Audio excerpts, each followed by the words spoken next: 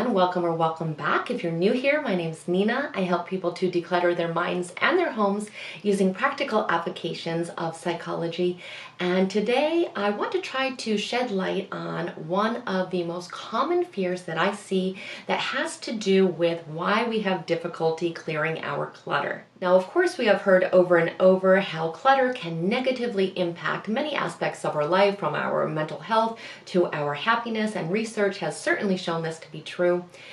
But for many of us, there is such an overwhelming fear and anxiety that is attached to the thought of decluttering that it often feels almost easier to ignore the issue than to face all these negative emotions. Now, if this is something that you can relate to, I want you to know that you are absolutely not alone. And there are many different fears that can come along with decluttering, but today we're going to be specifically talking about the fear of lack. This is something that I get countless emails about and comments about, so I thought it would be important to address it in a full video. So firstly, what do I really mean by the fear of lack? Well, we can think of it as an intense worry that we are not going to have enough of something. And this is oftentimes really tied into financial concerns. And of course, it can happen when we are experiencing financial difficulties, but it can also happen if we have experienced lack somewhere along our lifetime, or someone that we love has experienced this. Maybe we grew up in a household where it was always a concern. Maybe we really didn't have enough, or our parents grew up that way and really instilled that fear into us.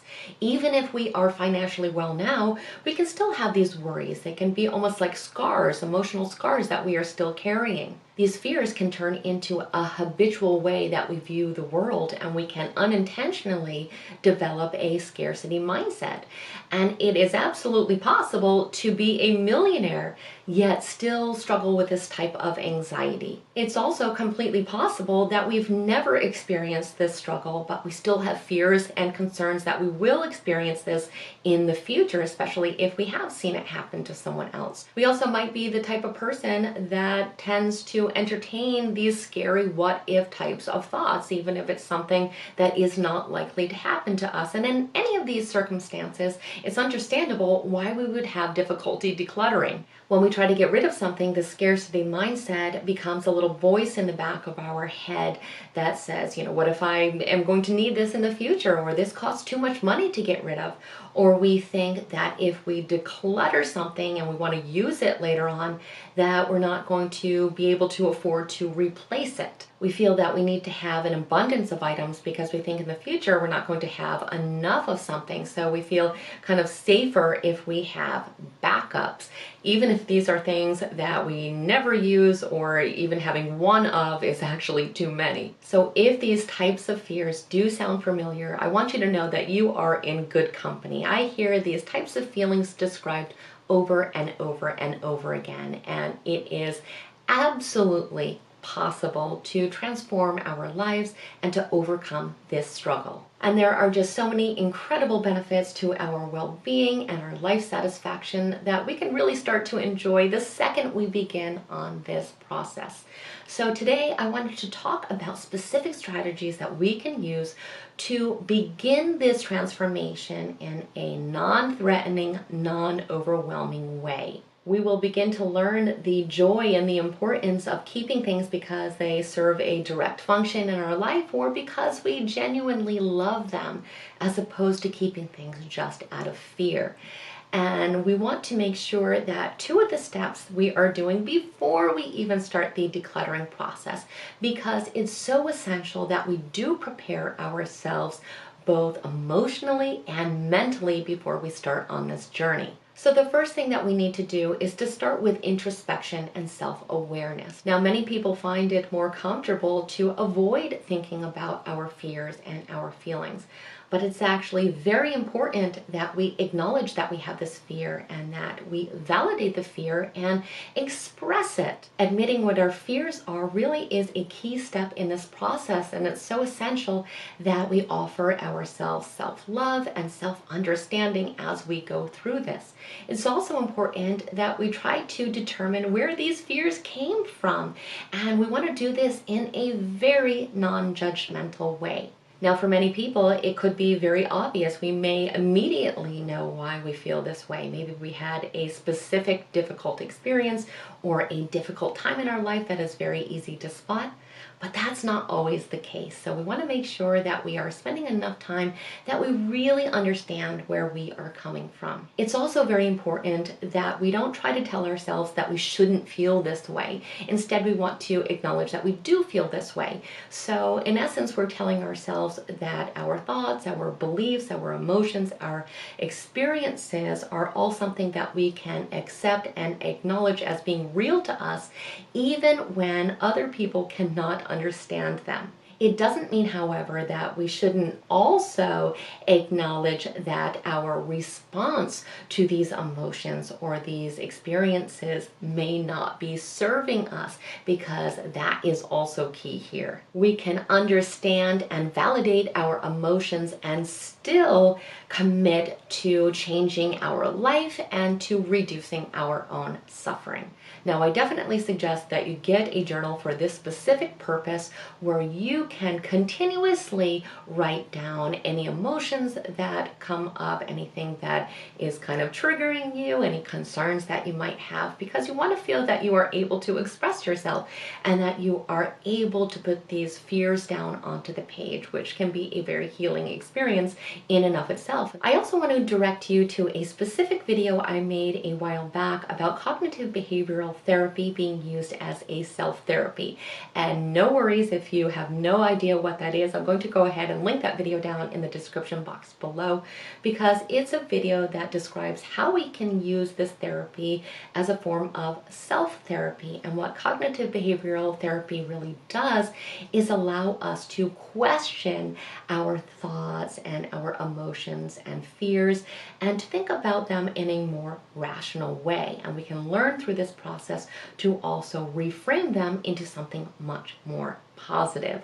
So I think this can be a very helpful tool in the process, because I think we also tend to use a lot of emotional reasoning when we are thinking about our fears, which is also something I have a video about. I will go ahead and link that down in the description box below. And basically what emotional reasoning is the tendency to believe whatever we feel to be true, even when that is not the case. So I think these resources can be very helpful, and you can use these kind of alongside with your journal. During this part of the process, it's also extremely important that you continuously reassure yourself that you will never allow yourself to go without. You're not going to get rid of things that you actually need. You are in control of the situation, so you don't have to be threatened. You can know that you are the one ultimately making all the decisions, and that you will only go at a pace that you feel comfortable with, and you will only let go of things that you feel 100% that you are ready to get rid of. Now, the second thing that we need to do before we actually start decluttering is very fun, and is something that can really inspire us. And that is to start to fantasize about all we are going to gain by starting on this process. Now, when we have a scarcity mindset, when we have a fear of lack, what do we tend to focus on? We focus on what we fear that we are going to lose.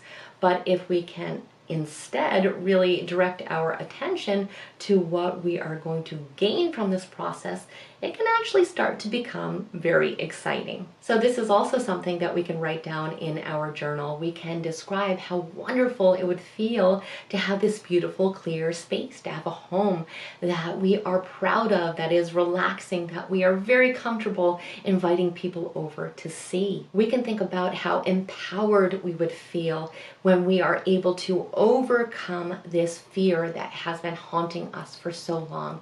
How amazing it would feel to not have to experience all this suffering and this anxiety that is with us day after day after day. How much freedom we would actually experience. So these are the types of things that we want to go ahead and write in our journal. And we want to make sure that we are spending enough time doing this, because the more benefits that we can clearly envision, the more motivated that we are going to be to actually start on this process. And when we have done all of these things and we feel emotionally prepared and mentally prepared, we can start in. And it's important when we start working on this that we start small. And I know that a lot of times when we get excited about something, we want to tackle these huge areas, but that is very rarely effective. We want to be able to finish what we start. So it is important that we start small. So maybe a linen closet, maybe a singular kitchen cabinet or a singular drawer, but we want to select something that is not going to overwhelm us, that we can finish that day. What we're trying to do here is to build habits and to change our entire mindset, which does not happen overnight. It is a process. So we want to make sure that we are making it easier for ourselves by proving to ourselves that we are absolutely capable of doing this. We are capable of addressing fears in a very safe and contained way, which is exactly the strategy that we are going to use. So pick something small that would make a significant difference. So once we have this game plan set, we are going to begin by removing any actual trash. And we think sometimes, do we really have trash? Believe me, we do. We have items that are broken, that are stained, that would never have any practical purpose in our life whatsoever, such as something that is expired and dangerous, old medication, things like that. These are the things that we're going to toss right away. And you may also think to yourself, why didn't I do that from the start? And the reason is because a lot of times when we have fears, we just simply feel paralyzed. So even these very obvious steps, we don't take them because we are scared to even start on this journey.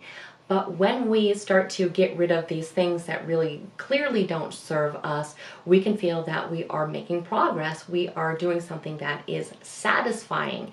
And we are, again, showing ourselves that we are fully capable of making a difference. And this is something that we can, after we're done with this step, look at the space and see that there is a noticeable difference. Because from experience, I know that people have a lot more of this type of stuff than they realize. Now, the next thing that we can move on to are duplicate items that rarely get used. So if it's something that we pretty much don't have any use for, yet we have 2, 3, or 10 of, a non-threatening way to begin is to pare down to a few of these items. So we want to have less than we started with. Now, I understand that a lot of people who struggle with this fear may have difficulty going down to just one of any item. So as long as we are starting by making an improvement of some kind, let's say we had 5 and we're going to go down to 3, that is an improvement. But I have found that for many people, this is a little less scary than really going from 1 item to 0 of an item. So we are keeping something, which tends to make us feel a little bit better. And remember that we are going to get better at this process. This process is going to become easier. So this is a nice, safe way to start. Now, when I started my decluttering journey, which really became a healing journey, and I have a video all about that, I'll also link that down in the description box below. But I was shocked at how many duplications of items that I had because I had so much clutter that I just didn't even know what I had. So I realized when I started this process that I had like 4 crock pots, and I barely ever use even 1 crock pot. I had like 10 vases, and there's almost never flowers in my house. So these were the types of things that I could safely get rid of that just didn't feel as threatening as other items. The next category of items that we can get rid of are things that we're not even proud to own. So that's going to be different for everyone. But again, a lot of times we have so much clutter that we haven't looked at or really gone through in so long. When we do go through it, we realize it's not really that great. So for example, I was able to get rid of probably a whole trash bag filled with old, scratchy, bleached towels. I'm not proud to own these things. I would never give them to guests if they were ever to come. So these are, again, less threatening items that we can start to address. Another thing that we can do, and I find this to be incredibly helpful for many people, is to create a maybe box. So when we are decluttering, a lot of times we can get stuck on a specific item because we're really not sure that we are ready to give it up or if we want to give it up at all. And when we spend so much time really agonizing over this one item, it can really slow down the process or make us want to quit completely. So if we have a maybe box that is ready to go, where we can simply put these items for now and not, donate them right away or throw them away right away, it can give us time to think about them, and that can make us feel a lot safer in this process. Now, from experience, I have found that usually when we readdress these items later, these are all things that we can get rid of, but we may not feel that way right now, and that may not be the case. There may be some items that we keep thinking about, and we go back to the box and say, you know what, I really want this in my home. So it's just a safe way and kind of a security blanket for now. So if we're not sure, just put it in the maybe box and know that it will be safely kept until we are ready to make a decision one way or another. Now, my next tip has to do with clothing. Now, a lot of times when we start to address clothing, we can clearly see there are things that we have hung on to that are completely out of style, would never in a million years ever fit again, or are stained or damaged in some way. And those things are things that we can probably safely get rid of fairly easily. But then there are those items that we are convinced that maybe we could make work, and we tend to hold on to a lot of these types of items. So this is my suggestion for you.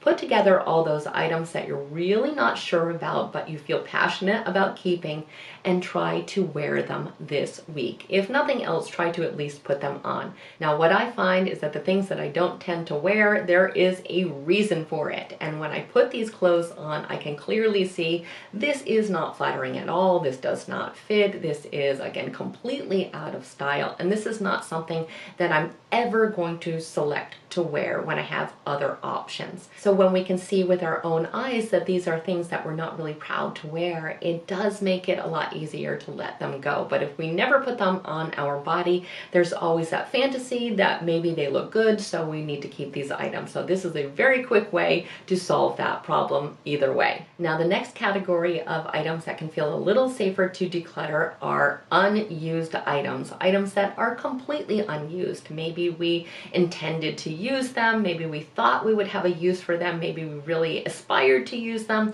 but simply have not gotten used probably ever. Now, many people can get hung up on these items because they feel intense guilt because of the initial cost, because we feel like we are wasting money if we get rid of these items, even though we simply aren't using them. Now, this is a very common type of guilt. In fact, I have an entire video dedicated to discussing this phenomenon. It has a name even. It's called the sunk cost fallacy.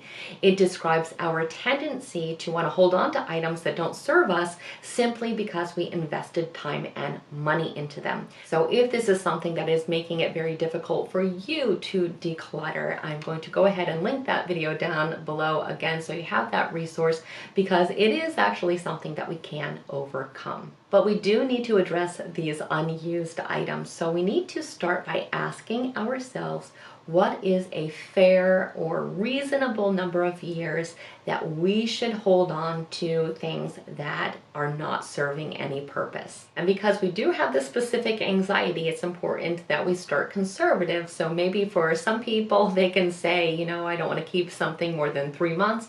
Other people, they may need to start with 5 years. I need to keep something 5 years and be convinced that I do not need something. But we want to try to really think about what is a fair amount of numbers to keep items, and then look at the items that you are holding on to. Now, 5 years sounds like a lot, but I bet you have items in your home that you have had for 10 years, 15 years, or even more.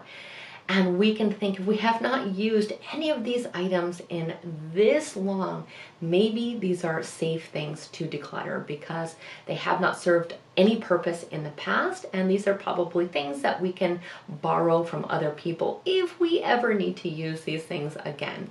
So for example, I had a woman who had all this wrapping paper that she had been holding on to for years and years and years. It still had not been opened, but it had cartoon characters on it that we could no longer identify. This is how long she had been keeping this wrapping paper. And she had bought new wrapping paper since then, so we could decide together that this was something that we could safely get rid of because we had held on to it for long enough and realized that this clearly is not going to serve a purpose for us. So just go ahead and figure out that number for yourself. Maybe it's a year, maybe it's 3 years, and maybe for now it has to be 5. And with time, we are going to find that we can decrease that number. But even if it is 5, you can find many, many items, I am sure, in your home that you have held on for much longer than that. So these are the areas that I have found to be the least overwhelming to begin with and can make the process a lot easier. However, the most important thing here is that we learn to develop new habits. We have to start learning new routines.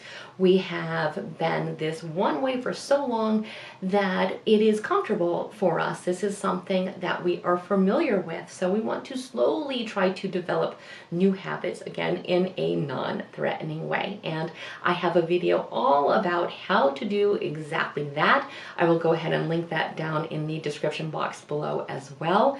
It is called A Real Solution for Clutter, and it really walks you through the process of setting very small, manageable goals and then turning them into new concrete habits. And through habit change, we can change absolutely any aspect of our life. So we want to make sure this decluttering process becomes a new part of our life. Maybe it's going to occur 15 minutes in our day every single day. Maybe it's going to be twice a week for 30 minutes. Maybe we're going to do this every single weekend, but we want to have some set schedule that it just becomes second nature. This is something that we do, and with time we're going to find that we become more and more comfortable with it. And remember, progress is progress. It doesn't matter how fast we are. It doesn't matter how slow we are. We don't want to compare ourselves to anyone else. We just want to be proud of ourselves that we are making that progress. Just like if we were afraid of spiders, we don't want to start out by trying to hold a tarantula. Maybe we want to start with an itsy bitsy little baby spider at the beginning. We want to start slowly in on this process and again prove to ourselves that it is possible, because it is. It's something that I've seen confirmed over and over and over and over again. Please note also, if we do become too overwhelmed and we feel that we need additional support, to seek the help of a friend or a family member or an online support group or a therapist. Sometimes we do need a little bit of a shoulder to lean on, because this process can bring up so many negative emotions. So if we need support, it's important that we go out and find it. Also, if we are looking to have help with the actual decluttering process, I have you covered there as well. I made an entire video dedicated to helping other people understand how to help those that have decluttering anxiety in a way that does not make them feel ashamed or even further anxious. So I will link that down as well. As always, I truly hope you found today's video to be helpful and interesting. If you did, please like it, share it, definitely become a subscriber if you are not one already. We absolutely want you to stay connected, and I wish you the most luck and love in this decluttering process, and I look forward to seeing you next time. Have an amazing day, guys. Take care.